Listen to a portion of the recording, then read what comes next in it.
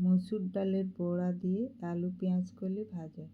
কড়াইতে সরষের তেলে কালো জিরে কাঁচা লঙ্কা, এরপর পাতলা পাতলা করে কেটে রাখা আলু আন্দাজ মতো নুন হলুদ দিয়ে ঢাকা দিয়ে আলুটা 3-4 মিনিট ভেজে নেব। এরপর দিয়ে দেব পেঁয়াজ কলি। পেঁয়াজ কলিটা দিয়ে নেড়ে চেড়ে ঢাকা দিয়ে 4 থেকে 5 মিনিট ভেজে নেব। তারপর গ্যাসের আঁচ কমিয়ে দিয়ে সিমে রেখে আলু পেঁয়াজ কলিটা লাল লাল করে ভেজে নেব।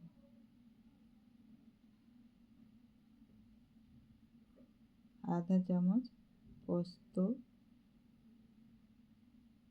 ভেজে রাখা মসুর ডালের বড়া দিয়ে নেড়ে চেড়ে নামিয়ে নেব।